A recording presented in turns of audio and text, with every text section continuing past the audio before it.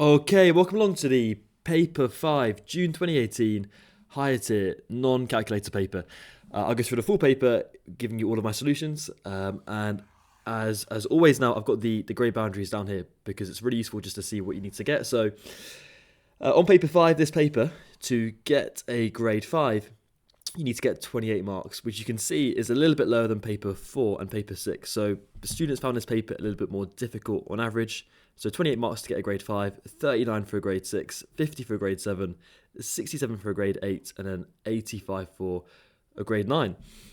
Okay, it is non-calculator, so make sure that we're not using a calculator for this. But without further ado, let's get into it.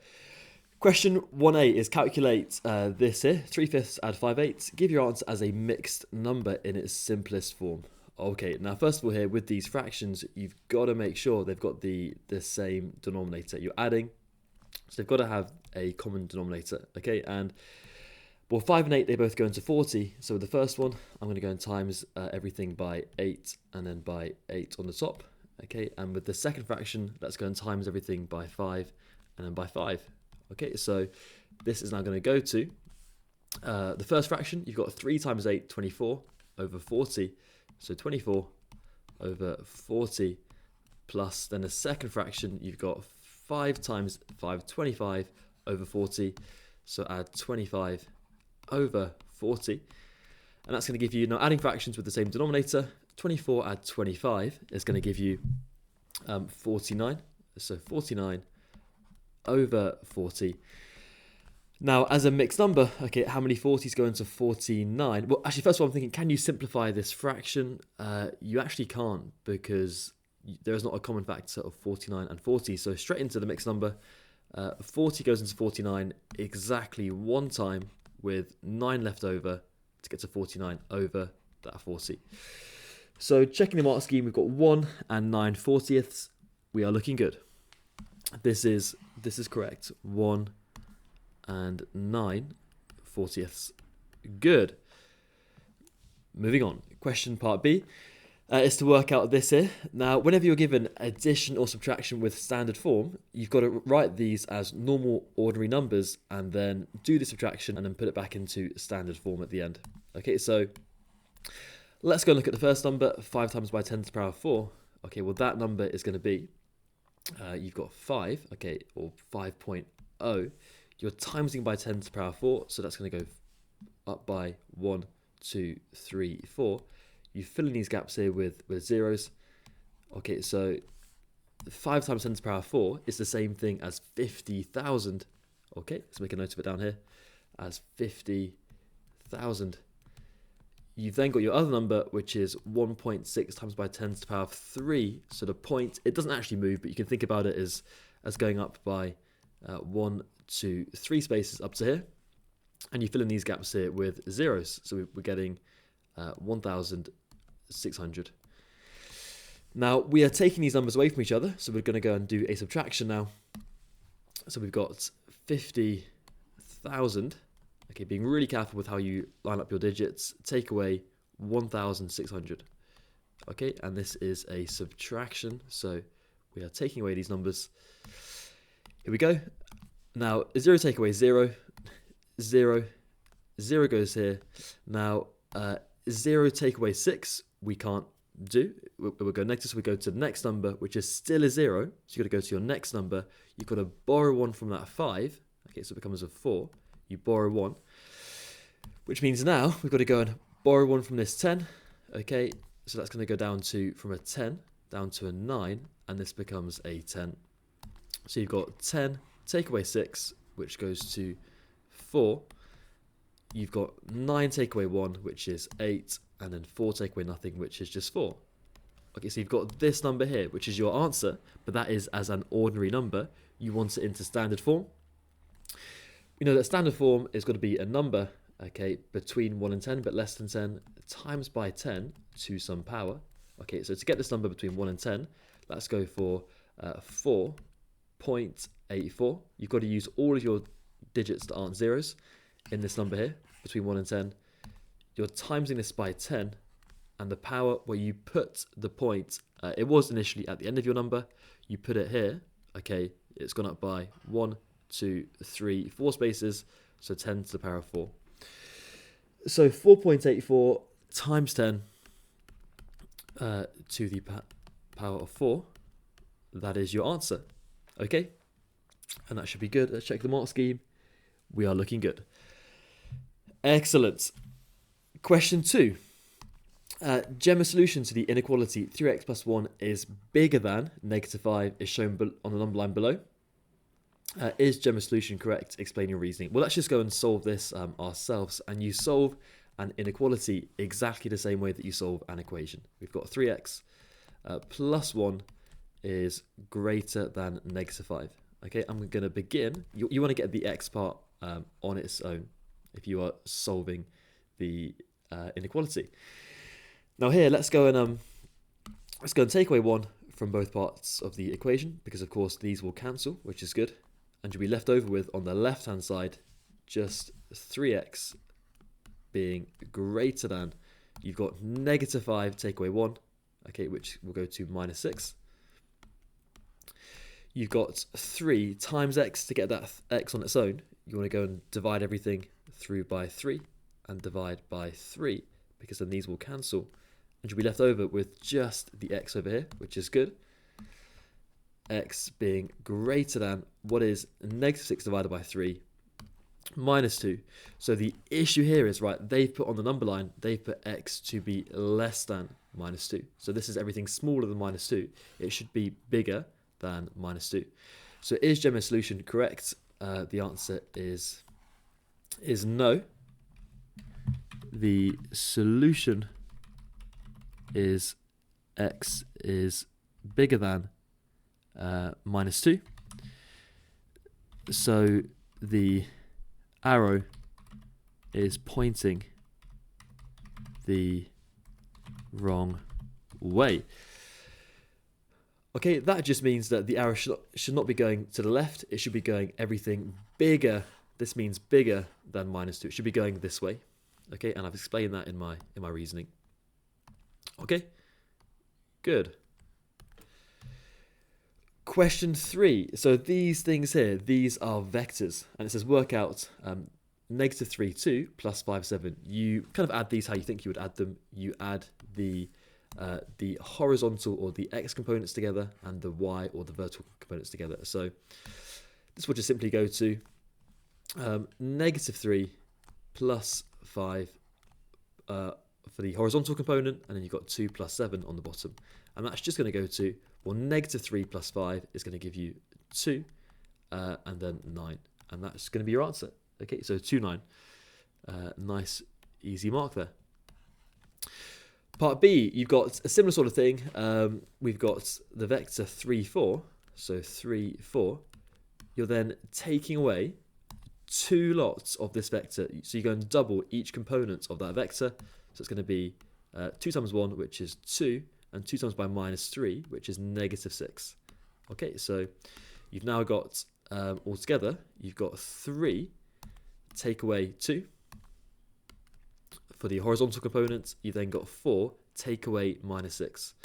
So you've got 4, take away negative 6 for the vertical component.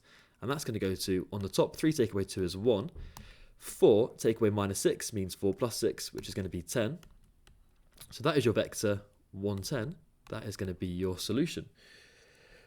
110, and that is correct. Excellent.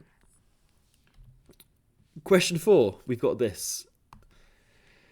Here is the nutritional information for a 110 gram serving of cereal, and you can see that it's broken down into its carbohydrates, proteins, and fats. And Emily says that more than 90% of the serving is carbohydrates.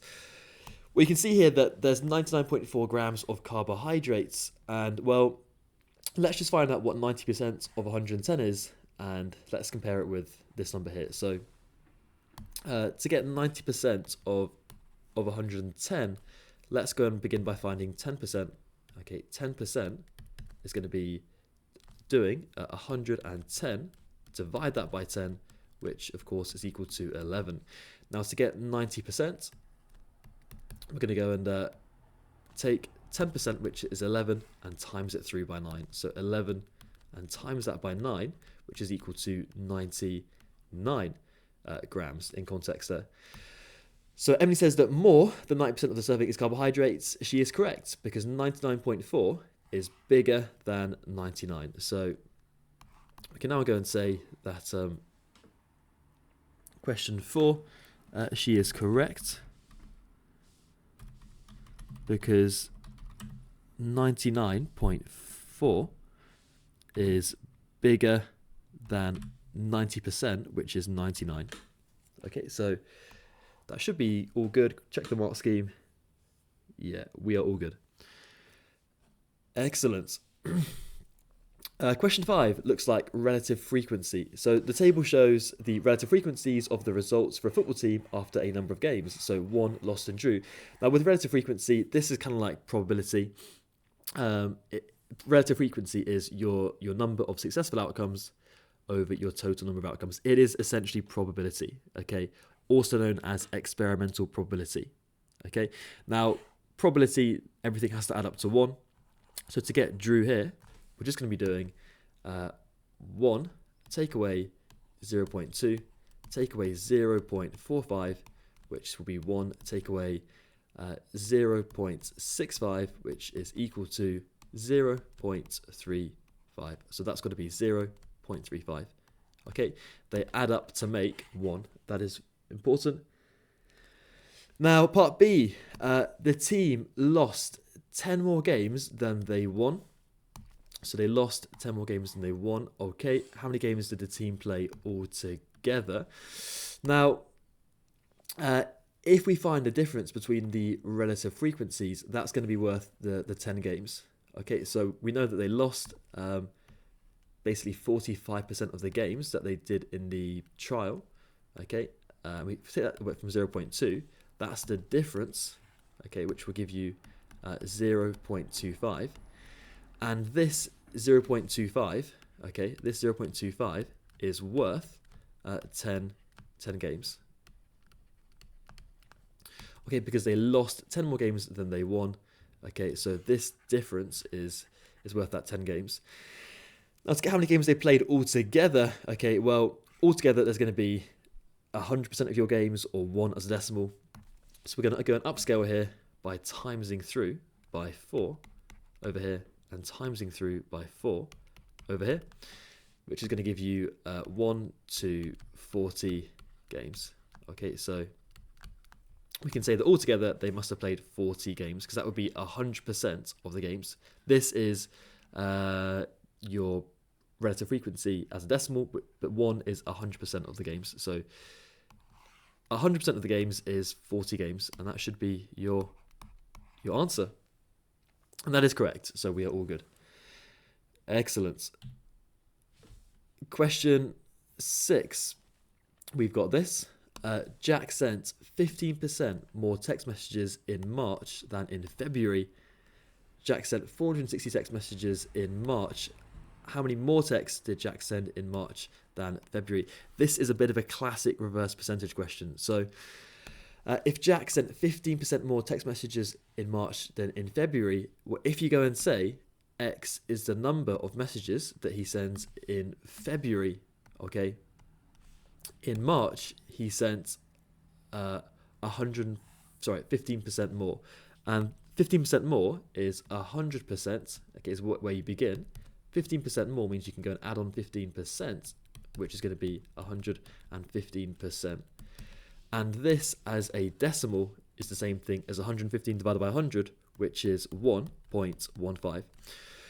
So you can say that in February he sent X text messages, okay, or you can go and say, right, more, you can go and say that in March, okay, in March, he sent 15% more messages than in February, so that's going to be X in February, and you're increasing it by 15%, so your percentage multiplier is 1.15, and we know that in March, 460 messages were sent, so this is going to be equal to 460. So you spent 15% more messages than in February, which we've called X, and we know that's equal to 460. Now this is an equation that you can go and solve by simply going and doing your 460 and dividing through by 1.15. Now, of course, this is without a calculator, so just making sure that we're being clinical here. What I would probably go and do here is, because 1.15 dividing by decimal is really, really awkward, I'm going to go and upscale this and say that x going to times everything through by 100, and say you've got that being equal to 46000 divided by 115, and use a little bit of bus stop now. Okay, so you're going to be saying, well, how many 115s go into 46000? Now, 115 won't go into 4, so and it won't go into 46, so we've got just a couple of zeros there. We've got to go and carry now the 4 and the 6 over here. Now, 115 into 460, let's write out the 115 times table. So 115, 230, add 115 again, we're going to be getting 3, 4, 5. Add it on again, you're going to be getting 460, which works out nicely. So 115 into 460 goes 1, 2, 3, 4 times. So 4. 115 into 0 goes 0 times, and 115 into 0 again goes 0 times. So we can go and say that 460 divided by 1.15, which is the same calculation as this, is equal to 400. Okay, so you now know that in February, 400 messages were sent. The question is asking for how many more texts did Jack send in March, which is 416 in February. It's just going to be your difference now. So 460 take away 400 is going to be equal to 60, and that should be your answer. Okay, so 60 can go down there, and we are looking good. Excellent. That is looking good. Question 7, we've got, here is the floor plan of a rectangular room. So you've got this rectangle here, and it's a floor plan. Tim buys carpet tiles for this room. Each tile is a square measuring 50 centimeters by 50 centimeters. Now, straight away, I always think, right, if your units are different, here you've got meters, and that's centimeters, that's something that you want to get into the same unit. Okay, so that's something to bear in mind. But anyway, each tile is a square measuring 50 centimeters by 50 centimeters. Okay, let's just make a visual representation of this. So it's going to be something like this. This is a tile, and 50 centimeters in meters is the same thing as 0.5 meters, okay, by 0.5 meters. And that's important. I've now got meters here, and I've got meters up here, which is important. So this tile is 0.5 meters by 0.5 meters, okay? The tiles are only sold in packs of 10. So these tiles, you only get them in packs of 10. And each pack of 10 costs £20. And you've also got a fitting rate of £7.50 per square metre, with any fraction of a square metre being rounded up. Work out the total cost of the tiles and filling, right? One thing at a time. First of all, let's see how many tiles you can fit into this here. So we're going to see kind of how many of these tiles you can basically fit in to this floor plan. So that's kind of what the first step is. Now,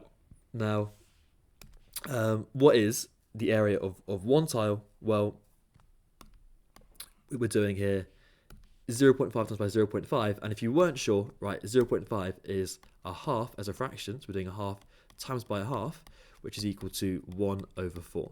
Okay, times in the tops, times in the bottoms, which is of course equal to 0.25 as a decimal, and that's going to be meters squared. So the area of one tile is 0.25 meters cubed. So the area here is 0.25, meters squared, an area. Now, how many of these 0.25 meters squares can you fit into the full rectangular room? Well, the full room, okay, is gonna have an area of 3 meters times by 4.5 meters, okay, which is going to be equal to 13.5. So 13.5 meters squared. So to see how many of these, okay, will fit into the whole floor, we can just go and do 13.5 and divide it by a quarter. So let's now go and do 13, and let's go and say, right, the number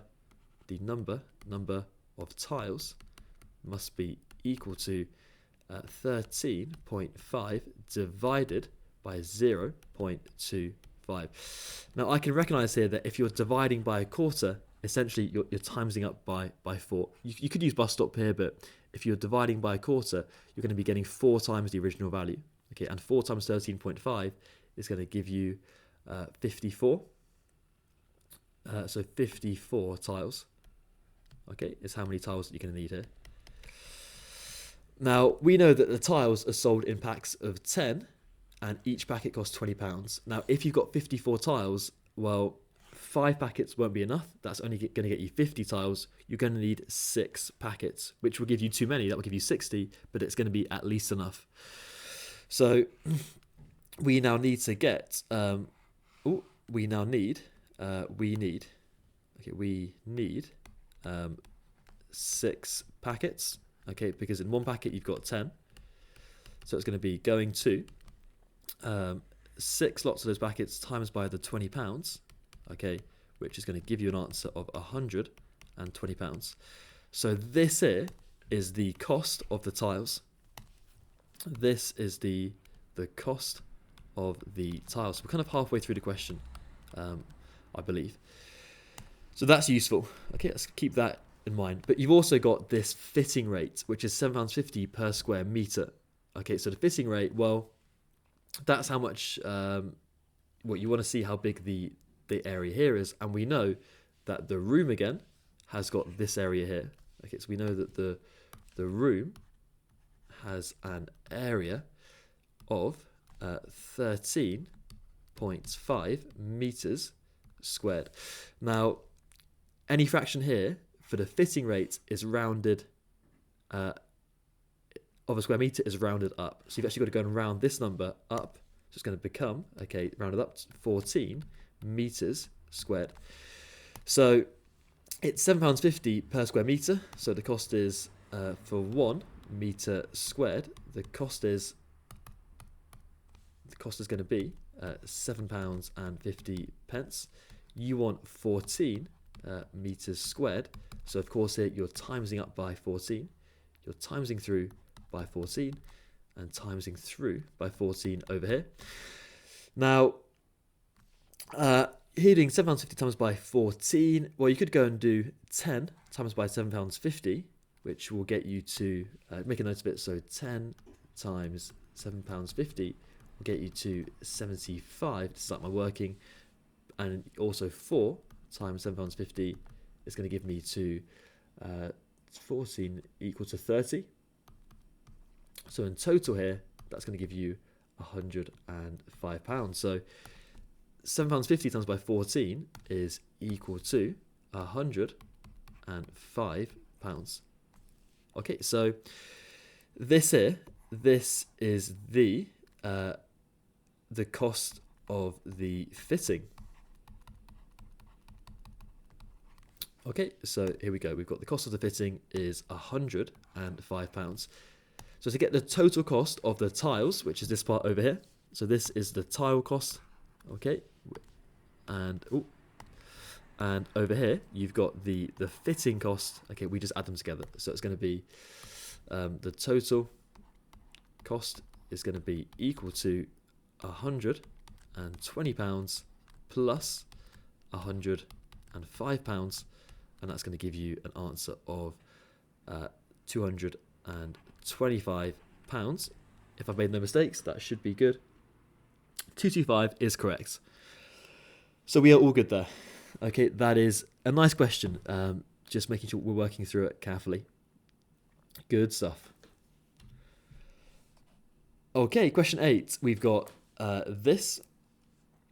Hannah wants to display all the possible outcomes when rolling two fair 6-sided dice.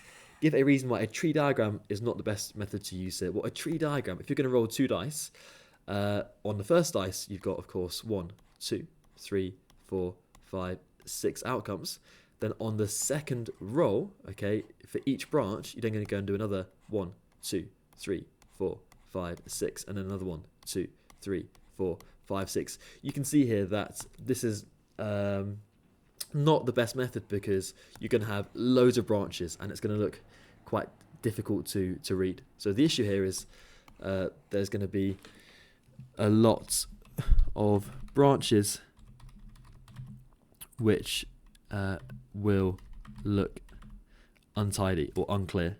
Okay, but to be honest, you're going to get the mark for just saying a lot of branches. Okay, that's plenty. Now part BI, draw a sample space. Okay, nice. To display all of the possible outcomes when you roll a 2 fair 6-sided dice. Okay, so let's go and make a bit of a table here. So a sample space is just a way of displaying all of the possible outcomes here. Okay, so let's go and do that over here. So let's go and do this and then this. And for a fair 6-sided dice, of course, there's going to be numbers 1, 2, 3, 4, 5, and 6. So you can go and call this one like maybe dice 1. Okay, and then similar sort of thing over here. You've got 1, 2, 3, 4, 5, 6, and this is going to be for dice 2. And then let's go and kind of add in some more lines here. You probably don't need to do this if you're doing it, but for me it's quite easy because I can get straight lines nice and quickly. But there we go. Probably should have made it a little bit bigger, but it'll be okay. That'll be fine. There we go. And then we're going to go across. Okay, there we go. Good, good, good. And then there we go. Perfect. Now to show the possible outcomes here, it's not saying that, it's just saying that you're rolling 2 dice. It's not saying that you add the scores or times them. So I'm literally just going to go and show the outcomes by saying, well, you might get a 1 and then a 1. So here you would write that something like this, okay, in a bracket as getting a 1 and then a 1. Or you could get a 1 and then a 2. So you could write it as a 1 and then a 2, a 1 and a 3, okay, a 1 and a 4, a 1 and a 5, and a 1 and a 6, okay? And you just got to go through this for all of the outcomes here. Yeah, it might take a little bit of time, but that's just the way it is here. So also you can get a 2 and a 1, a 2, 2. I'm actually just going to go and zoom in a bit, so it's going to be a bit more neat. So that should be good. We've also got a 2 and a 3, a 2 and a 4, a 2 and a 5, and a 2 and a 6. Okay, it just takes a bit of time to go through it all. A 3 and a 1, a 3 and a 2, 3, 3, 3, 4, 3, 5, and then 3 and a 6. And we're just going to keep going through with this. 4, 1, 4, 2, 4 and a 3, 4, 4, 4, 5, and then a 4 and a 6. And then if we keep going with it, we've got a 5 and a 1, a 5 and a 2, a 5 and a 3, 5, 4, 5, 5, 5 and a 6, and then 6, 1, 6, 2, 6, 3, 6, 4, 6, 5, and then a 6 and a 6. There we go. So if we zoom out now, back to the normal scale, there we go. Excellent. So this is a sample space. This shows all of the possible outcomes when you roll 2 dice. And it's not saying, if like usually it might say you might go and add the scores or times them or do whatever. It's just saying show the outcomes. So you could be getting, for example, a 3 and a 4. So 3 and a 4. And that's how you would show it. Now what is part II saying? It is saying show that the probability of the scores on the 2 dice adding is 1 over 18. Okay, so right. Maybe it might have been useful to do this part as adding them, but I didn't know that in the previous part, so that's fine. Now, basically, you want to go and get the ones that are going to add to 11. So none of these will add to 11. Neither will those. Neither will any of these. It should be starting to work from 5. So 5 add 6 gives you 11. So this is 1 that will work. Okay, 5 add 6 gives you 11. And also, of course, 6 add 5 is going to give you 11. So you can see there, we can go and write that the probability of the scores adding to give you 11, okay, is going to be equal, well, you've got 2 successful outcomes, so 2, out of a total, there's going to be 36 outcomes here because you've got 6 outcomes here, 6 here. In total, you got 36. And of course, you can simplify this by dividing top and bottom by 2, dividing by 2, and that's going to give you 1 over 18, as you can see over here. So you've shown that, okay, that the probability of adding them is going to be 11. Okay, so there we go. Good. On to question 9, which is a graph, it looks like. Complete the table of values for y equals x cubed, take away 3x. Now straight away when I see this, I always think, what's the rough shape of the graph going to look like for the second part? And this is a cubic. The highest exponent is a 3. So, and it's positive, it's a positive x cubed, so the graph will look something like this for this part down here. Anyway, complete the table of values first of all. So when x is equal to -1, I want to find the y value. So let's go and do that over here. When x is equal to -1, let's put it into the equation, which is up here. So y is going to be equal to x cubed, and x is -1, so -1 cubed, and you are taking away 3 times by -1, and that's going to go to, well, -1 cubed, -1 times by -1 is +1 times by -1 again, you do get -1. You've then got -3 times by -1, which will give you a +3 because you're multiplying two negatives. So you're going to go and add a 3 there. So that's going to give you 2. So 2 is going to go in there. And that's it. That was the only one missing. Excellent. Now part B is saying draw this graph between x is -3, so down here, and x being equal to 3. So just between -3 and 3, which you can see from up here. And of course, these things here are your x, y coordinates. You're plotting these coordinates here onto the grid. So the first one, I'll try and do it as accurately as I can. You've got, first of all, -3, 18. So that's going to go -3, and I believe the scale here, every one is going up in 2, so that's going to be 16, 17, 18. Yeah, so the scale is 2 squares is worth 1, so -3 and then 18 is going to be, if that's 20, I might be 1 square off, but I try and be as accurate as I can. It's quite hard to do on the screen, but that looks good. That's the first one. You then got -2, -2. So -2, and then I'm going to have to zoom in a little bit here. -2, and then 1, 2, it's going to be here, I think. No, I've gone 1 too high. -2 should be there, I think. 1, 2, 3, 4. Yeah, good. We've then got -1, 2. So that's going to go to -1 and then 2. Good. 0, 0 through the origin. Excellent. 1 -2. Okay, it's going to go back down to here. And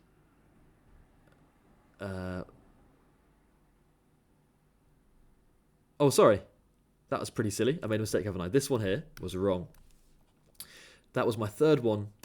-1, 2. That should have gone up. That should have gone up to -1, 2. It should be 1, 2, 3. That should have been there. Apologies, guys. Okay, and then we've got that was 1 -2. We've got 2, 2. So 2, 1, 2, 3, 4. And then the last one should be quite high up. 3, 18. Yeah, good. So it's going to be going there. Have I made a mistake somewhere? This doesn't quite look right. This looks a little bit weird. Oh my gosh. Right, sorry guys. That's really silly. I've got -3, -18. Right, that's going to go down to here. -3, -18. There we go. Should be 1, 2, 3, 4 down to there. Okay. There we go. And this looks more like it. I'm just going to quickly double check I've made no more mistakes here. So -3, -18. Yeah, that looks good. -2, -2. Good. -1, 2 looks good. 0, 0. 1, -2. 2, 2. Excellent. Good. And we can see right now, if we join these points together, and it's by freehand because you've got a curve it's going to roughly produce this shape here, which is good. So it's going to kind of go from here as neatly as I possibly can through all of the points, down through there, through the origin, and then up to this point. Oh, up to this point up here, and then down through this point, and then back down to this point here. And that's looking pretty good to me. You can see it is taking this cubic shape, which is good, in the positive sort of orientation. So that is looking good to me. Question 9.8. Good. Now part C is to use the graph to solve x cubed minus 3x, and notice that this part here, okay, is the same thing as what you've just plotted over here. And you're saying where this is equal to 10. So basically what you want to go and do is here is draw a line at the point y equals to 10, which is going to be, oh, not there. Let's make it a little bit thinner as well. It's going to be going through, oh, not there either. Right, let's just go from here. There we go, good. And then good. So this is your line, y equals to 10, which is what is here. And it's saying, well, where does the cubic graph, so this red one here, intersect with the line y equals 10, which is this point here. Okay, and then you've got to go and draw a line down to this point down here. And your answer is going to vary a little bit here, just depending on how you've drawn your graph. But to me, this point is looking like, if this is 2, 2.1, 2.2, 2.3, 2.4, 2.5 is looking good to me. So that should be 2.5. And there's only one solution, okay, because you can see that the cubic and the line, they only meet at one point. So the x value, x is equal to 2.5, okay? And that is my answer. Now your answer may vary a little bit. The mark scheme says between 2.5 and 2.7. It will vary slightly just depending on how you've drawn your curve, but it should be between 2.5 and 2.7. Okay. Question 10. We've got this. If Saw noticed the information on her car's dashboard at the end of the journey, she started her journey with a full tank of fuel and her miles travelled set to 0. Work out how far Iswa's car can travel on a full tank of fuel. Okay, you can see currently, right, she's travelled 165 miles and she was at full and she's gone down to this here. So how many parts here is that 165 worth? Well, if we began at full and we're now here, that's 1, 2, 3 parts. So we're going to go and share this 165, the 165, and share it between 3, and that's going to be equal to a little bit of bus stop just to make sure we're making no mistakes. 3 into 1, of course, you can't do. So you're going to go and carry that 1. 3 into 16 goes 5 times to 15, remainder 1. And of course, 3 into 15 goes exactly 5 times, so 55. So that is saying that each of these increments here are worth 55. Okay, so if that's going to be 0, then, this is going to be full. So when it was empty, it would be 0. Each increment is worth 55. So to get how far the car can travel when a tank is full, how far can you travel on a full tank of fuel? Well, we know that kind of one of these increments, one of these is worth 55 miles of fuel. You've got 1, 2, 3, 4, 5, 6, 7, 8 of them. Okay, so you're going to go and be upscaling here. So simply you're timesing up here through by 8. Do the same thing over here, times through by 8. 8 times 55, again, if you're not sure, just use a bit of a method, okay, being really careful because it's non-calculator. And let's work through this. 8 times 5 is 40, and 8 times 5 again is 40, add the 4. It's going to give you 44, so it should be 440, and that should be the answer. And let's check the mark scheme. Excellent, we are all correct. What assumption have you made when answering part A? This is like a typical kind of assumption question. It's that you're burning fuel at the same rate. Okay, so for each increment, you are literally using 55 miles per increment, which isn't going to be the reality, because in reality you're going to be accelerating harder and slowing down faster at different points. So the assumption is that the rate of fuel consumption, that the rate of fuel consumption remains constant. Okay, that's a pretty classic answer to like a assumption question. Okay, often if in doubt, just say that the rate of what you're looking at, okay, is constant. Good. Question 11. And whenever I look at a question, I think, right, what is the topic all about? You've been given here right angle triangles. It's screaming to me, and you've been given an angle here, trigonometry, and probably going to be Pythagoras. Let's read it and see what it says.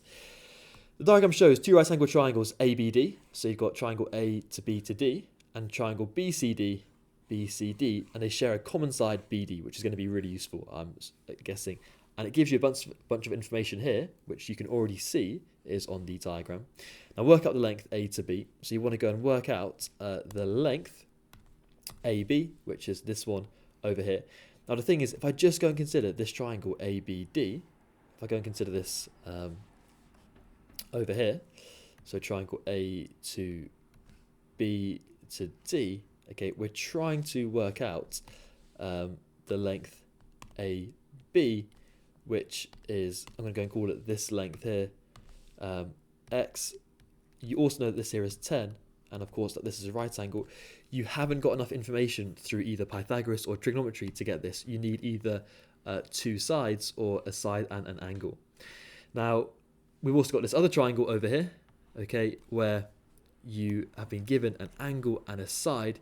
You can get this length here, okay, so this one, let's then go and get this length. So let's go and consider the other triangle, which is this one over here. So triangle B to C, 2D, this one, first of all. Actually, I'm going to go and kind of do it like this. There we go, nice. Let's look at this one first of all, over here.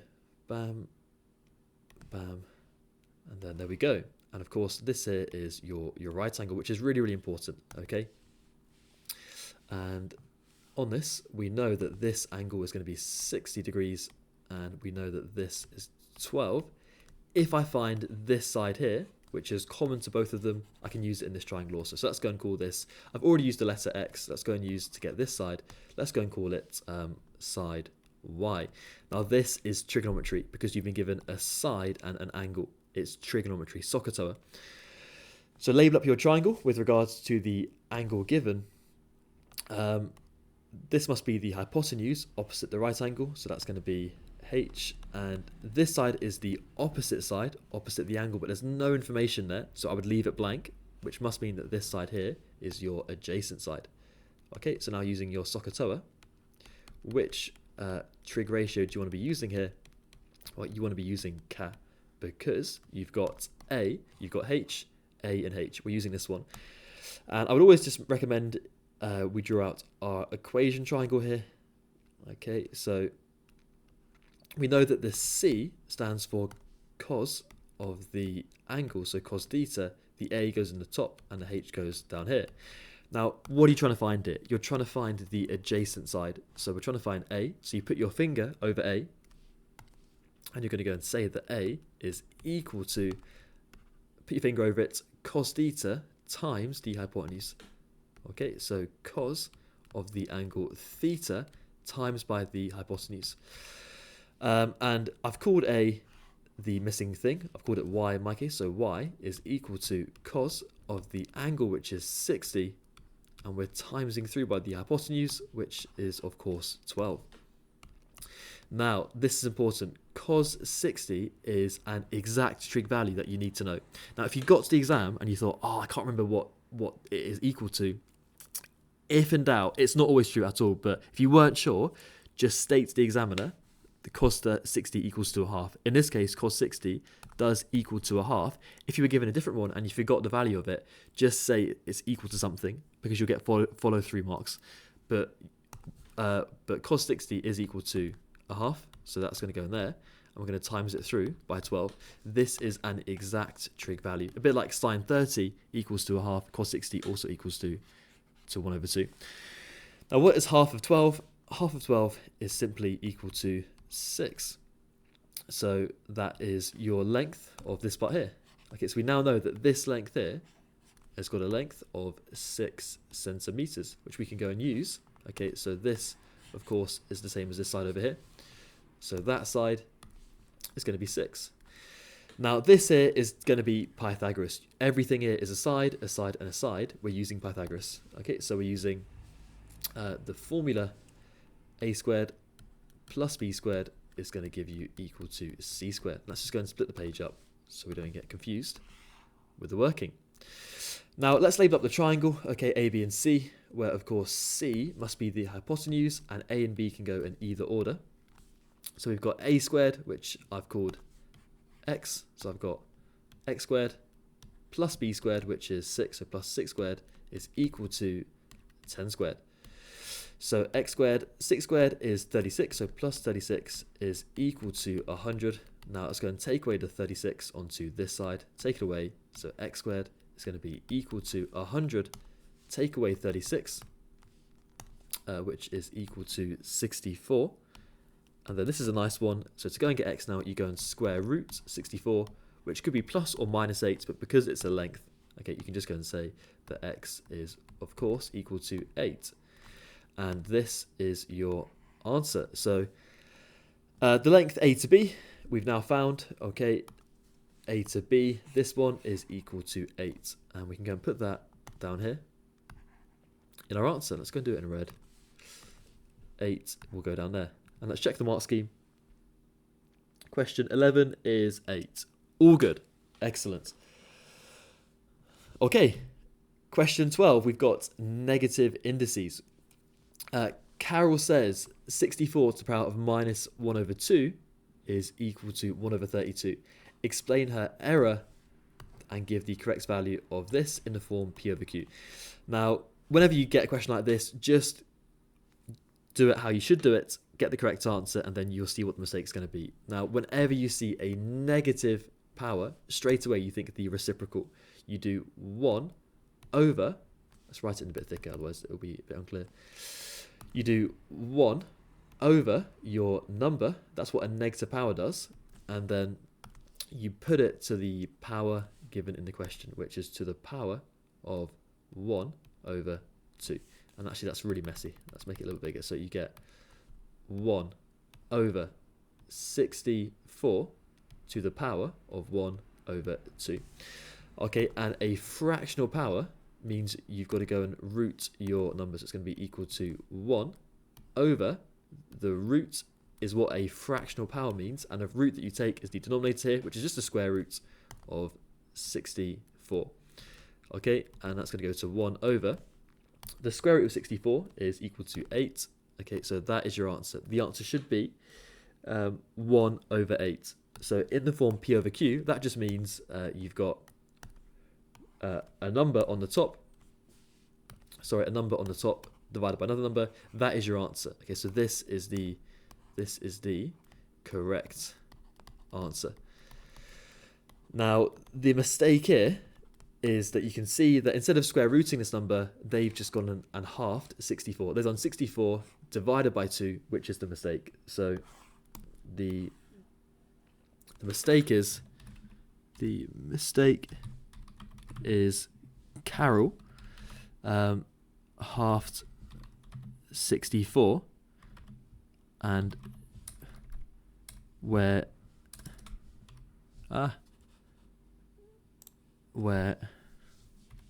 when she should have square rooted 64. Okay, so that is explaining the work in a lot of detail, so that should be absolutely sufficient there. Good. Let's check the mark scheme, sorry. Yeah, all good. Okay, question 13. Question 13 is this. Write 5 over 12 as a recurring decimal. This is just understanding that 5 over 12 means literally you're doing 5 and you are dividing it by 12. It is bus stop. You're saying how many 12s are going to go into into 5. Now, of course, because 12 is bigger than 5, it won't go in fully, so you're going to add in a few zeros here to help us along the way. Now, 12 into 5 won't go, so it's going to be 0. You bring the points up and you carry the 5. And what I would go and do here is just write down your 12 times table so we can refer to it and make things just a little bit quicker and make sure we're not making any mistakes. Okay, so this should be plenty, but I'll just do a few more just in case. There we go. Okay, how many 12s go into 50? Well, 1, 2, 3, 4 gets you to 48, and you've got 2 left over. 12 into 20 goes 1 time to 12, and you want, you're at 12, you want 20, you've got 8 left over. Okay, now 12 into 80 goes 1, 2, 3, 4, 5, 6 times to 72. Okay, and you've got 8 left to get you to 80. And you're going to see this is where the recurring part comes in. But I'll keep going just to show you. 12 into 80 again goes 1, 2, 3, 4, 5, 6 times to 72. And again, you've got 8 left over. And then, of course, 12 into 80 again goes 1, 2, 3, 4, 5, 6 times to 72 with 8 left over. And this pattern will just keep repeating. Okay, so that's going to keep repeating, and that's just going to keep going on. And you can see you've got this recurring decimal. But you've got to write it as a recurring decimal, so you're going to write this as 0.416 with the recurring decimal dot over the 6. This dot means that the 6 just keeps repeating on and on and on. And that should be correct. We are good. Excellent. Part B is to convert this into a fraction. This is your typical algebraic approach for getting a recurring decimal into a fraction. Now, this number, I'm going to go and call it x, and it is equal to, kind of in long form, this just means you've got 0.76766. It keeps repeating. Now, the aim of the game here is you want to, well, let's go and see. You want to basically cancel out the part after the decimal. Now, what I can go and do here is let's go and do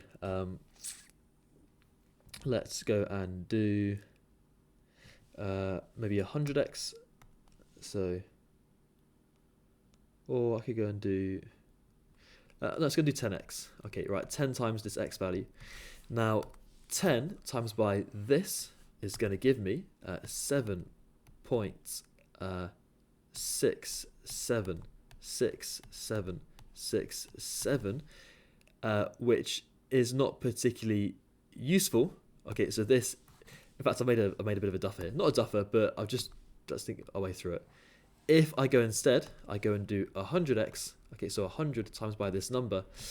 Now, 100 times by this will give me 76.7676676, so on and so forth.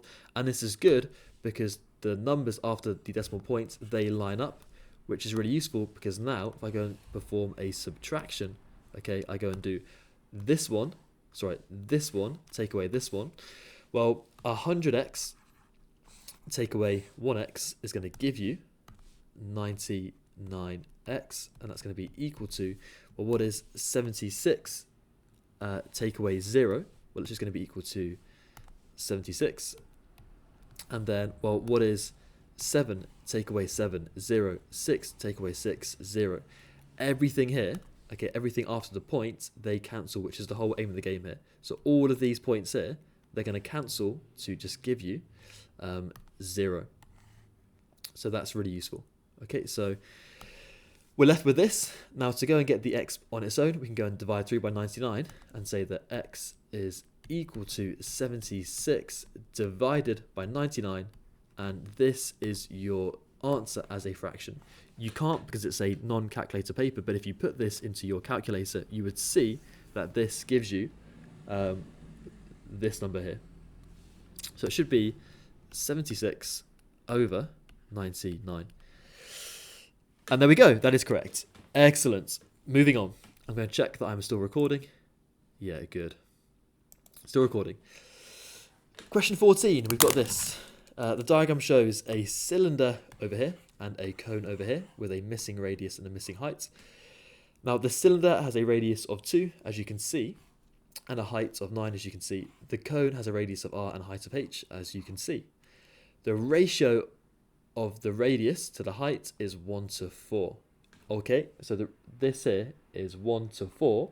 Now this is basically just saying that the height here is literally 4 times bigger than the radius. So I'm actually going to go make a note here, because often with these kind of questions, you're going to substitute in something later, that the height is going to be equal to 4 times the radius. Literally, this is 4 times this. Given by this is 4 times the radius. That's going to be probably quite an important fact later on. Okay. Now, the volume of the cone, classic, is equal to the volume of the cylinder. So these two volumes are going to be equal to each other. Work out the value of R. First of all, how do you get the volume of a cylinder? The volume of a cylinder is just going to be the cross-sectional area times by the height. Okay, this is a prism. To get the volume of a prism, you find the area of the front face and you times it by the height. So let's go and say that the volume of the cylinder, okay, down here, is going to be equal to this circular face up here, which is a circle, so pi r squared. So pi times the radius, I'm going to write it out, so pi times the radius squared, and you times it by the length, which is this part here basically. So that is your formula. Okay, so now if we put these numbers in, that's going to be equal to pi times by the radius, which is 2, so 2 squared, times by the length, which is 9. Now keep things here in terms of pi, particularly on a non-calculator paper. Don't try and get a decimal here. 2 squared is 4, so you've got 4 times pi, is this bit here, and 4 pi times by 9, I'm just going to write out, so you get 4 pi times by 9 is equal to 36 pi, and then of course area, or volume, sorry, is going to be centimeters cubed. But this is the volume of the cylinder. Okay, now let's go and get the volume of the cone up here. Now the volume of the cone, okay, the formula is given to you down here, and that's just going to write it out. It's equal to 1 over 3 times pi times the radius squared times by the height. Now the issue here is you've got 2 unknowns in the formula. You don't know what the radius is and you don't know what the height is. But because you know that the height is 4 times the radius, I'm going to replace this h here with 4r, which means there's only going to be one unknown value, r. Because when you're given, this is like a typical question in an exam, you've got 2 unknown values, you want to only have one. So I'm going to go and replace the h with 4r. Okay, and go and say that this is equal to 1/3 times by pi times by the radius squared, and the height I'm going to replace this with 4r. So replace it with 4 times by r. So this is going to go to, just simplifying it a little bit, well, 1/3 times by 4, you can write it as 4 over 3 pi, and then you've got r squared times by r will give you r to the power of 3. Okay, now you know that that the volumes are equal, so you know that the volume of the cylinder and the volume of the cone are equal to each other. So down here, let's go and say that we've got the cylinder volume is 36 pi, and that is equal to the volume of the cone, which is 4/3 pi r cubed. Now because you've got a pi on both sides, if you divide everything through by pi, they're going to cancel out, which is useful. Now you've got a dividing here by 3. Let's go and times the whole equation by 3, because then this 3 and this 3 will cancel, because dividing by 3 and timesing by 3 are inverse, so that will cancel. And you're timesing this 36 by 3, which is going to give you 108, isn't it? So you get 108. 108 is equal to 4r cubed. Now you're trying to find the value of the radius. You've got 4r cubed. Let's go and divide everything through by 4. Okay, if you go and divide everything through by 4, then of course that will cancel, and you'd be left with r cubed being equal to 108 divided by 4, which is going to give you 27. Okay, I think 25. Yeah, 27. 2500. Yeah. Good. And that is good, so right, 27. And that should be good because, right, with a non-calculator paper, now you've got r cubed is 27. To go and get r, you do the opposite of cubing, which is to go and cube root everything. And a cube root of 27 gives you a lovely answer of 3. Because 3 times 3 times 3 gives you 27. So that's going to work out nicely. So that should be the answer. And it is the answer, okay?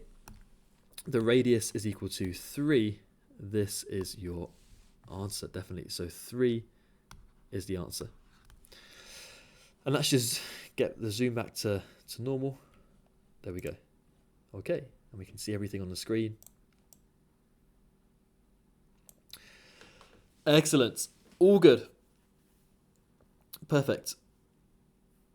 Question 14, good. On to question 15. Looks like proof. You've got n is a positive whole number, integer. Prove that this thing here is a multiple of 6. Now, this is a classic proof question. If you're given proof with like a load of brackets, expand them out, first of all, and then we can kind of go and collect up the terms. Now, if something is a multiple of 6, that basically means at the end, you should be able to factorize out a 6 from whatever you're doing, and then whatever this is, because it's going to be a whole number, 6 times by any whole number must be a multiple of 6. So the aim of the game is to basically expand these brackets, collect up the like terms, and factorize out a 6. Okay? Let's do this. Now, let's just go and consider, first of all, let's just go and look at the bracket parts over here. Okay, just to begin with, where you've got 3n minus 5 and 2n plus 3. And let's go and expand out the brackets. Okay, just working through it carefully. Okay, not rushing it and making any mistakes. Now, 3n times by 2n, of course, just gives you 6n squared.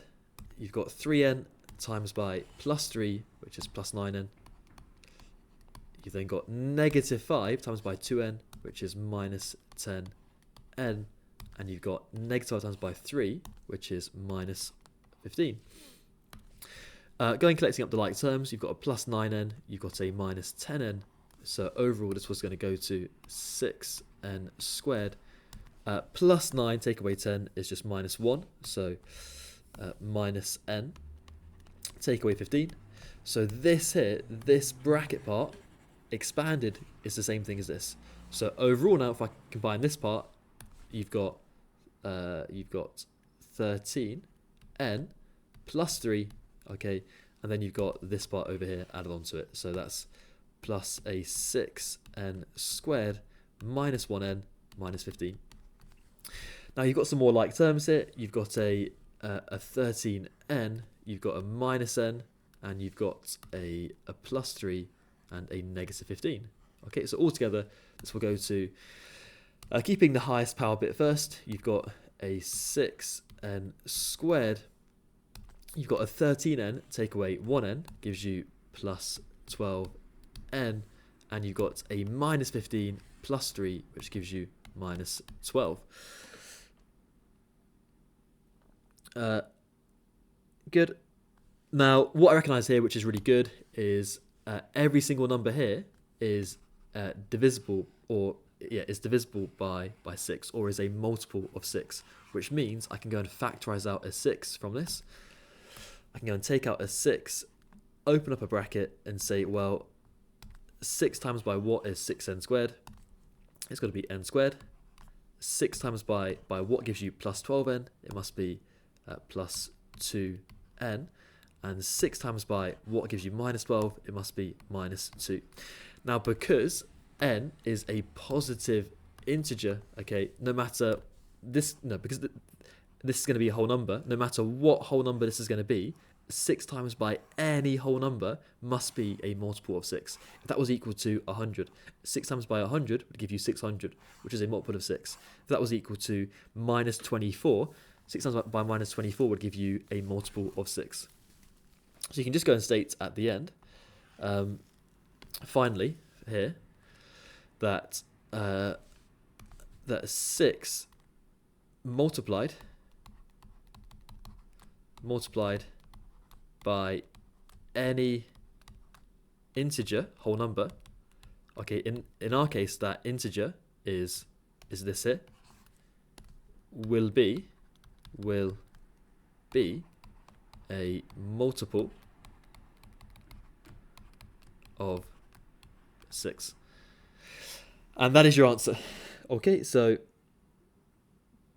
checking the mark scheme. Yeah, I've just factorized it all correctly. Good, perfect. That is your answer. So that is actually quite a nice 4 marks really, because basically you just expand the brackets, which should be okay. You collect up like terms, and then you take out a 6, which must mean it is a multiple of 6. Excellent. Question 16, circle theorems. Okay, you've got A, B, C, D, the points on the circumference of a circle. PQ is a tangent at D, so you've got P to Q, and a tangent means it touches the circle at one point. Angle BDQ is 72, as you can see, and angle ABD is 63. Work out angle X, which is up here. Now this is recognizing this is one of the circle theorems that the angle X will be equal to 72 because you've got the alternate segment theorem, which is stating that the angles in the alternate segments are equal to each other. So X is equal to 72, and you can literally just go and state it because the alternate segment theorem, and that is it. Okay, and let's just check the mark scheme. I made no blunders there. Yeah, you could also go and write that's fine. It is the alternate segment theorem,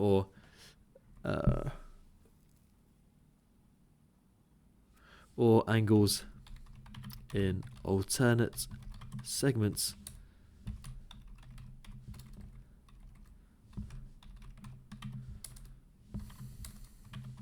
are equal. Okay, so look, the first one would have been absolutely fine, but the mark scheme had it phrased a little bit differently. They mean the same thing. Okay, so that's fine. Work out the angle Y, which is this one here. Well, this I recognise straight away is coming from angles in a cyclic quadrilateral. So you've got a quadrilateral with inside a circle, and opposite angles in a cyclic quadrilateral are supplementary. They add up to 180. So to go and find angle Y, we can go and do 180 because we know that opposite angles in a cyclic quadrilateral add to 180.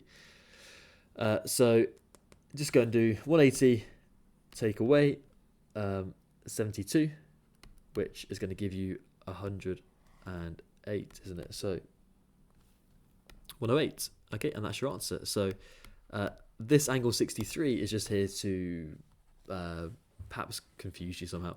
Okay, you don't need this angle at all.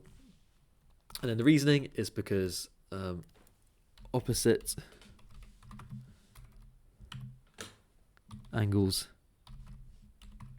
in a cyclic quadrilateral sum to 180. And that's good. There we go. Check the mark scheme, no blunders. Yeah, excellent. We are all good.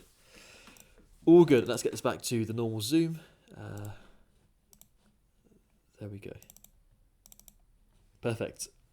Actually, those are quite... So this question was quite a generic circle question. There was nothing too crazy going on there with that one. Question 17 is triple brackets, and it's this. If you've been given this, it is equal to this in expanded form.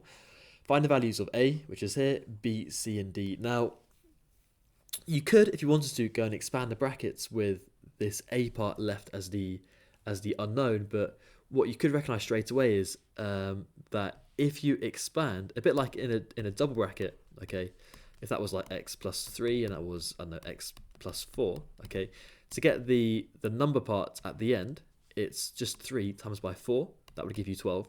It's the same thing with a triple bracket. If you go and expand times the last number with the last number here, with the last number here, that gives you your last number. Okay, because if you go and times this by this and this by this, that gives you the minus 12.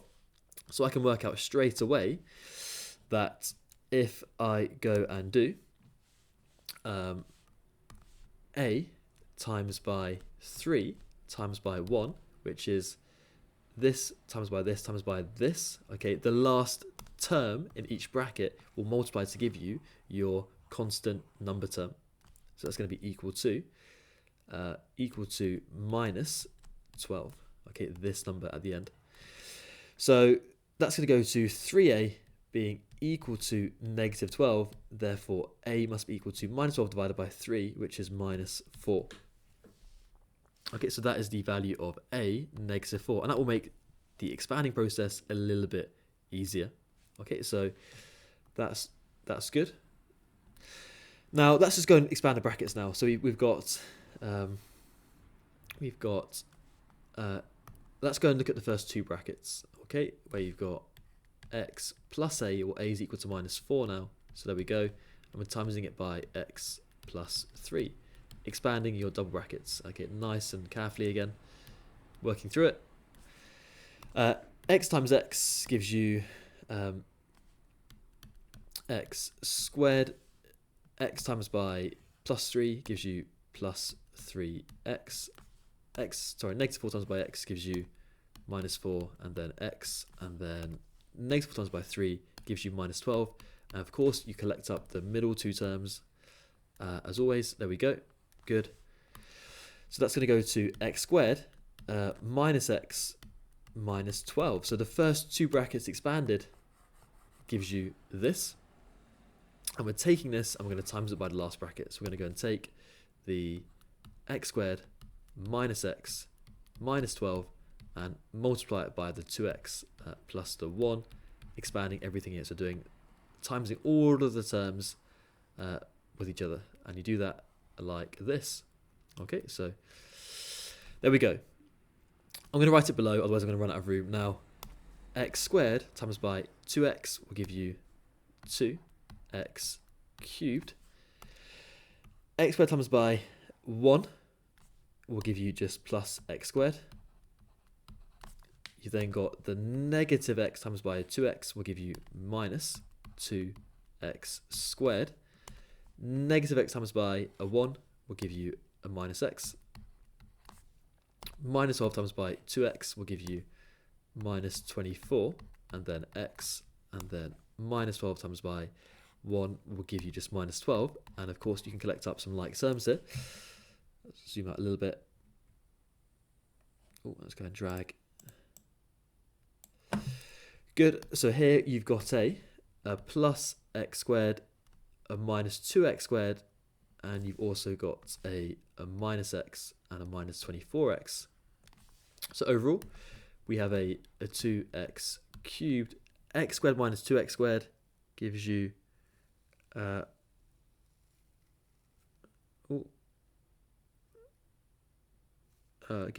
minus x squared.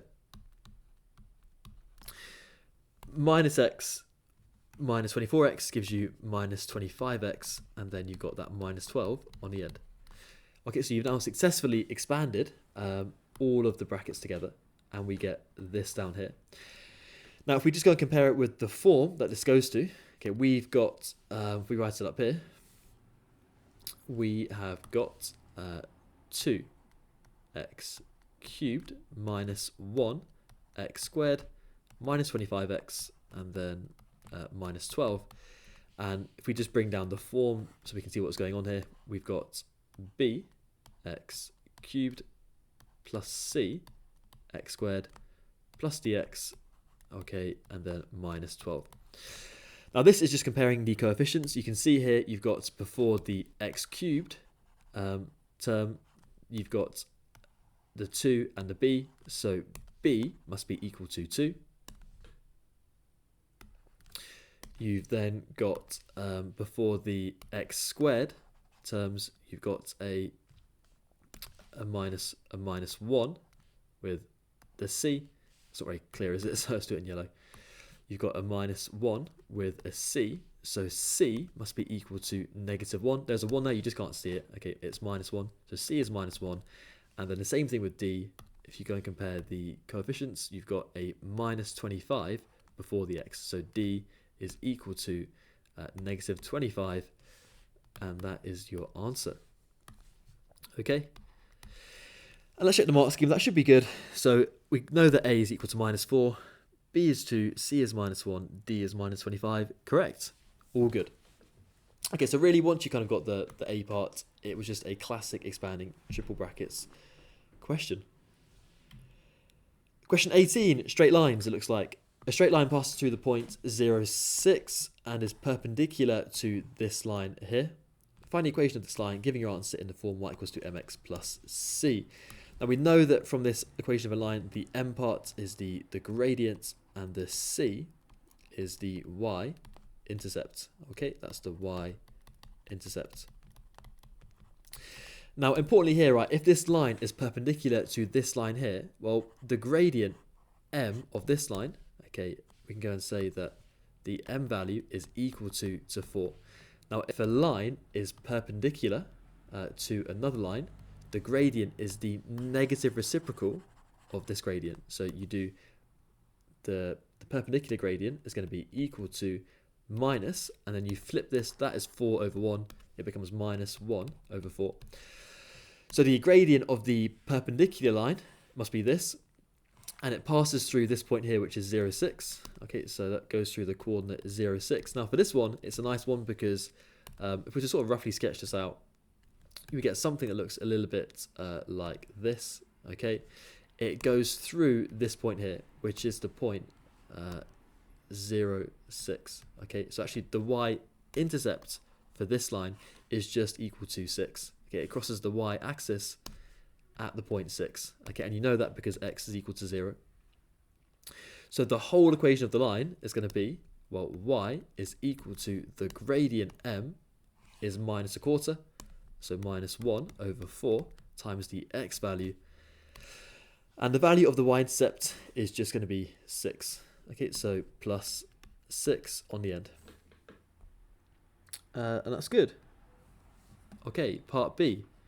We've got work out the coordinates of the intersection of the graphs y equals 4x take away 5 and y equals x squared minus 17.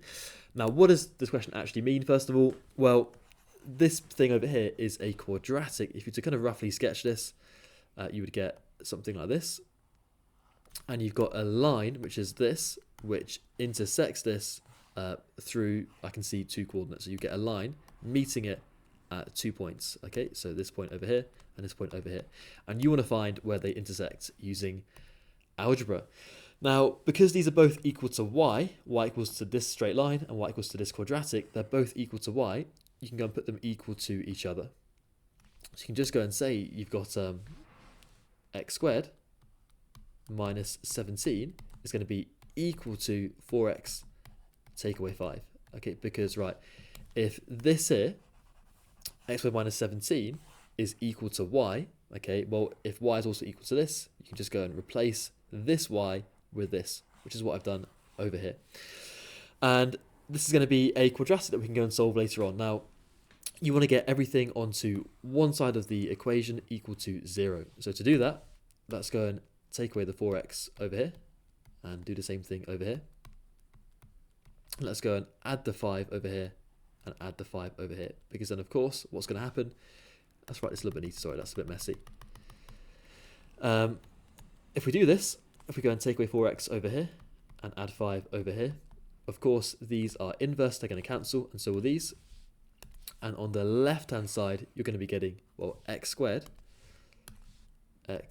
squared, you've got this take away 4x here, minus 4x, you've got a minus 17 plus 5 is minus 12, and that's going to be equal to, well, everything here just cancelled and went to 0, so equal to 0. Now, you want to go and solve this equation because it's equal to 0. Let's begin by factorising it. And this is a simple quadratic to factorise because it's just 1x squared.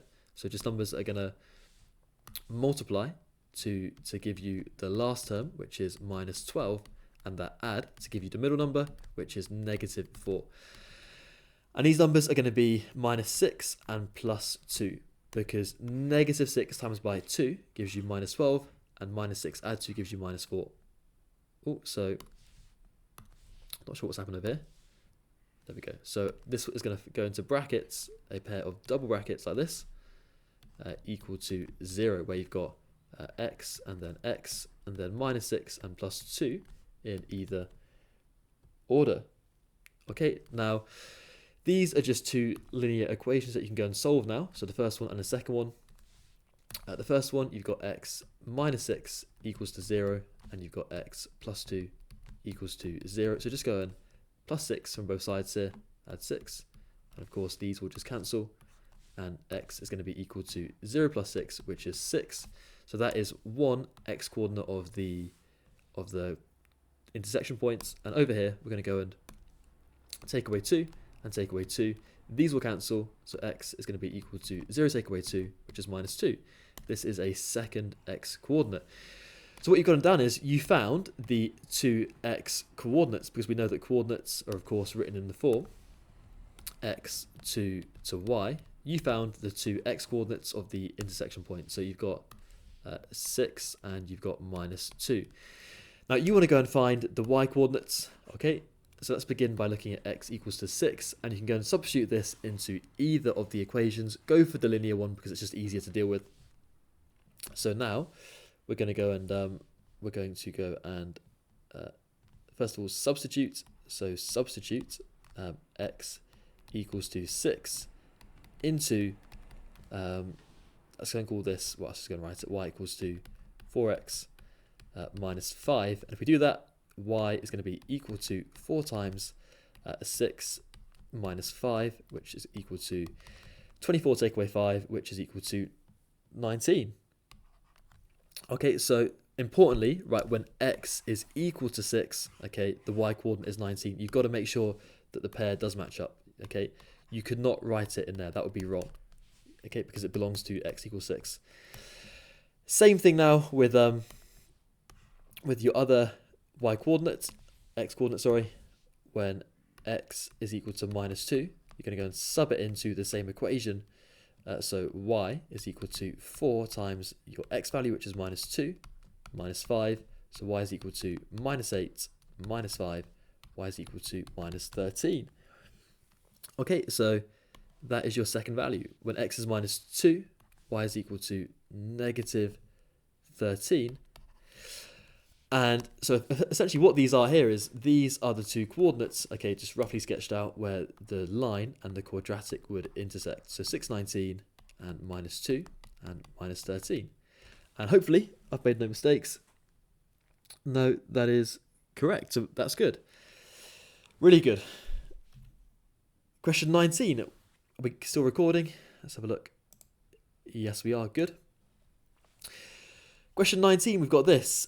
Seri records the time taken in minutes, okay, as you can see down here in this grouped data, to travel to school for a sample of 168 students at her academy. Draw a histogram. Okay, now a histogram, important to note for this, is the y-axis is cumulative frequency. So let's just make a note of this, that this axis has to be cumulative. I'm going to write it up here. Oh, I ran out of room, sorry. This has got to be cumulative frequency. Okay. Now I want to get this back into position. There we go. Good. Now to get the cumulative frequency, you need to divide the frequency by the class width, the width of each of these intervals here. Okay, that's important. So let's go and complete the rest of this table and fill up with this. There we go. There we go. There we go. There we go. So I should really probably go and make a note that that cumulative frequency is equal to the frequency over the class width of the intervals. Okay. And also important to note, probably later on, that frequency of a histogram is equal to the area. Sorry, that the area under the bars of the histogram is frequency. That's going to be useful for later. Now, what are the class widths of each of these intervals? For the first one, it's going to be a difference of 10, difference of 10 again, difference of 20, a difference of 40. So to get my cumulative frequency, I go and divide the frequencies, which are here, by the class width. So I do 54 divided by 10, which will just give me 5.4. Okay. I then do 50 divided by 10, which gives me 5. I do 44 divided by 20. Okay, that's a bit of an awkward one. Let's do 44 divided by 20. We can divide here, we can half it. That's going to be 22 over 10. Half it again. That's going to go to 11 over 5. Okay. So, I guess a bit of bus stop, a bit of a pain in the bum. How many 5s go into 11? It's not going to quite work out. So 5 into 11 goes 0, remainder 1 goes twice, remainder 1, 10 goes 2. So 2.2. Okay, I should have probably known that. 2.2 is good there. So that's going to be 2.2. And then you've got 20 divided by 40 is, of course, just 0.5. So that's going to be 0.5. Now, I've got to go and put these numbers onto this scale over here, because that is cumulative frequency. Now, the biggest number is 5.4. So that's what's going to be a good interval here. Now, probably every 10 squares. 1, 2, 3, 4. Yeah, let's go for every 10 squares being equal to 1. So let's go and put this over here. And let's just zoom in a little bit so I can see what's going on. I'm going to go and make every 10 squares 1. So, oh, it's hard to see on my screen. Right, every 10 squares. 1, 2. God, it's really hard to see on my screen. Sorry, guys. Right, 1, 2, 3, 4, 5, 6, 7, 8, 9, 10. I've literally got to put my finger on the screen. Sorry, guys. This will take a bit of time. That's 1. Going up by 10 again. 1, 2, 3, 4, 5, 6, 7, 8, 9, 10. If I'm like 1 square out, just because when I snip this onto my page, it's really hard to get the scale. So it's just hard to see what's going on. 1, 2, 3, 4, 5, 6, 7, 8, 9, 10. I think 1, 2, 3, 4, 5, 6, 7, 8, 9. Guys, I'm really if I'm like a square out, I'm so sorry. It's just really hard to see, but it should be roughly good. 1, 2, 3, 4, 5, 6, 7, 8, 9, 10. Okay, that should be good. We're getting there. 1, 2, 3, 4, 5, 6, 7, 8, 9, 10. That should be good up there. Okay, 5, and then we're getting there. 1, 2, 3, 4, 5, 6, 7, 8, 9, 10. Right, I'm 1, 2, 3. Okay. Look, guys, I might be like a square or something out, but that you get the picture, which is the most important thing. And I want to get back to Zoom. There we go. Okay, good. So now what I've got to go and do is I've got to go and plot the intervals here with the cumulative frequency. So between 0 and 10, which is here, goes up to 5.4. Okay, so let's go and do this. Between 0 and 10, up to 5.4. If that's 5 there, 5.1, 5.2, 5.3, 5.4, should be good. Across. You've then got between 10 and 20 with a thing of 5, so that should be up here. Good. And then there we go. Good. And across. Yeah, I've got it. Perfect. Between 20 and 40, 2.2. It's going to go there. And then 2.2 is going to go... This is quite hard to see. Is that going to be correct? Yeah, not quite, is it? It should be a little bit higher. There we go. 2.2 is there. Good. And then between 40 and 80, so up to 80, we're going up to half. Okay, so that should be a little bit accurate here. So it should be It's quite awkward, so I'm going to zoom in a little bit. Sorry, guys. Should be going up to 1, 2, 3, 4, 5 squares, I think. 1, 2, 3, 4, 5. Good. Across. Okay. Good. That should be correct, guys, unless I've made any mistakes, but that looks fine to me. Okay, good. Part B, Kerry says, the longest time that any of these students took to travel to school was 80 minutes. Now, is she correct? Well, the thing is, it might look like she's correct because the biggest time taken in interval was 80. But what you're saying is you've got 20 people between 40 and 80. You don't actually know what the exact values are. You know, you could have had, for example, 20 people all between 40 and like 77. Yeah, you don't know for definite that someone took 80 minutes. So the answer is this. We don't know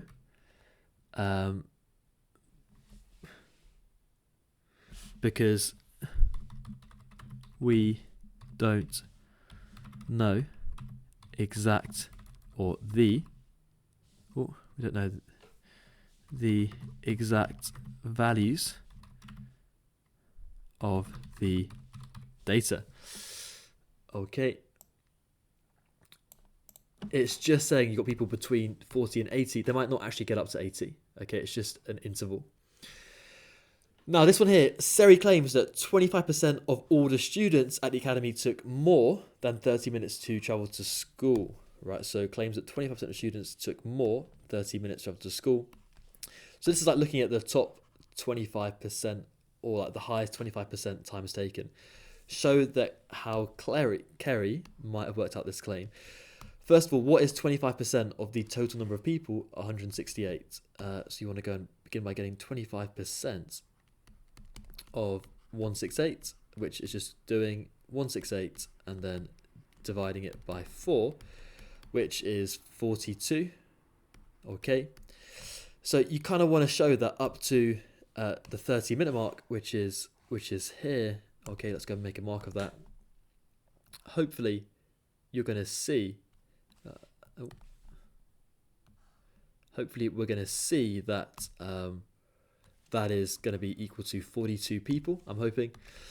Now we know from the bar that in this bar, because area is the frequency of people, there were between 40 and 80. There were 20 people. So we can go and make a note of that.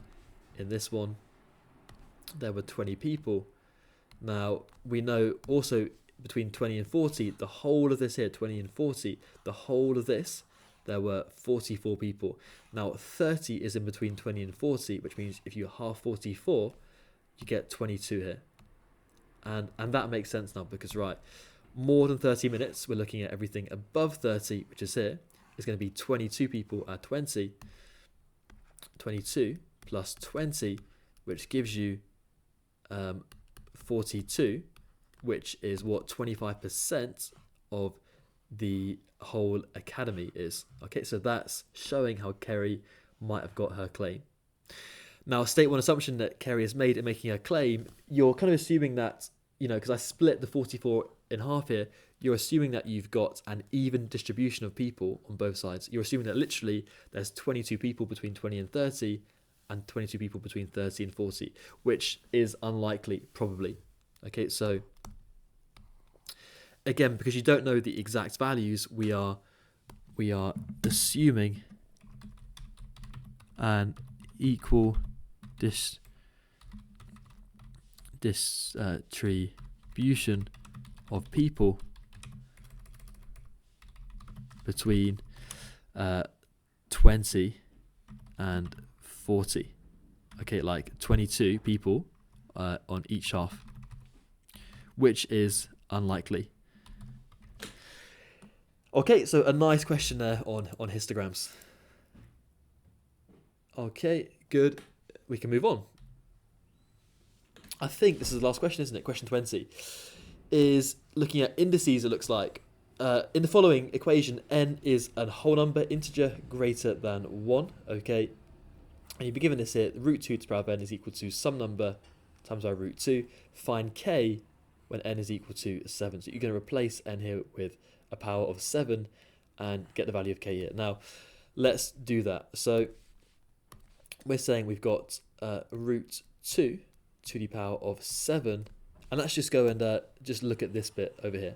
Okay, and you're going to see what's going to happen now. This literally means you're doing root 2 times by itself 7 times. So this times this 7 times. Okay, 4, 5, 6, and then 7. And just so we know, right, with surds, if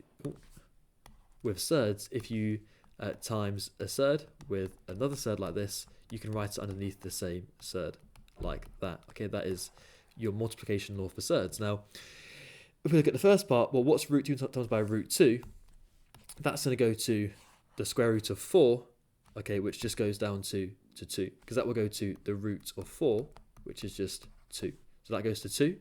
Same thing here. Okay, that will just go to 2, times them together, and that will also just go down to 2. Okay, because root 2 times by root 2, using this law, will go to the square root of 4, which of course is just equal to 2. Now on the end, you've got this 1 root 2 left over, so let's just go and write that times by root 2 at the end. Now, what is 2 times 2 times 2? Well, that is going to be equal to 8, and you've got 8 times by root 2, so 8 root 2. So you've got to what you need to, right? This goes to 8 root 2, so the number before the root sign k must be equal to 8. So comparing the coefficients, the k value here is simply going to be equal to 8, and that is your answer, hopefully. It is. Excellent. Part II is this time find n when k is 64. So this time, okay, if we're going to write it out again, you've got root 2 to some power n is equal to, you're going to replace the k with 64, so 64 times by root 2. Now, what I'm sort of recognizing here is you've got a 2 here, you want to write everything in terms of 2, because it's just going to make things a little bit easier. Now, 64 is actually equal to 2 to the power of 6. Okay, let's double check that, because 2 times 2 is 4, times 2 is 8, times 2 is 16, times 2 is 32, times 2 is 64.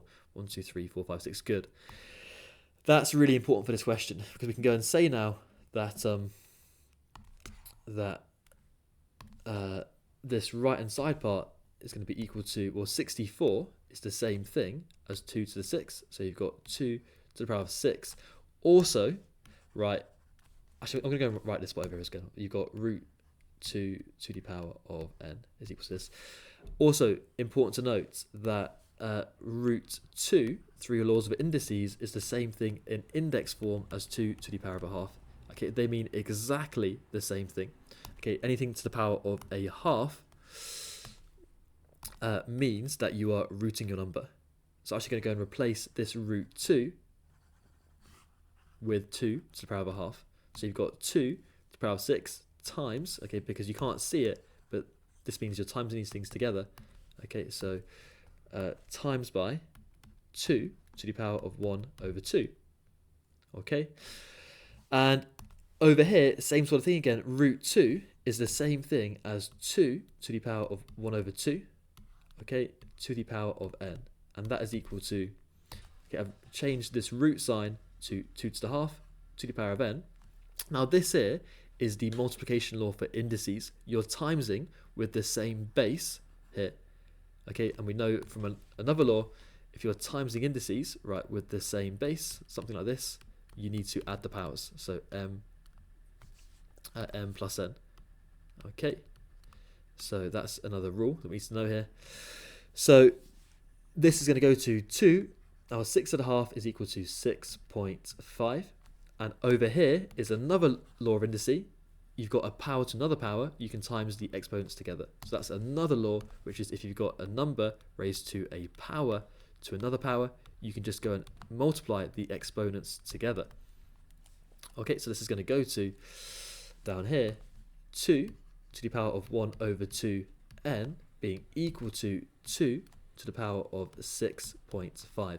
Now, because the base numbers here are the same, okay, well, you can just go and compare the coefficients, okay, and put them equal to each other. So you can actually go and take this part and put it equal to this part, because if the base number is the same, for these to be equal to each other, the exponents must also be equal to each other. So you can go and say, well, you've got half n must be equal to, make it a little bit neater, must be equal to 6.5. Now, that's half times number equals this. To get rid of that, times thing through by a half, we'll just go and times through by 2. So we're going to go and times the whole equation by 2. Okay, so that means that n is going to be equal to 6.5 times by 2, which is 13. So the value of n must be equal to 13. And that is your final answer to finish up the paper. A nice question to finish up with. And there we go. Let's just zoom in one more time so you can see all of that. Excellent. Maybe one more time. Okay, let's check the mark scheme, sorry. 8 and 13, correct. That marks the end of the Paper 5 June 2018 walkthrough. Hopefully that was useful. I'm trying to go through it just a little bit more slowly, just so you can really get my thinking behind what I do as I go through the paper. I just do it on the, blindly, so you can really see what I think as I go through the paper, and hopefully that is useful. But thank you for watching, and on to the next one. Thank you.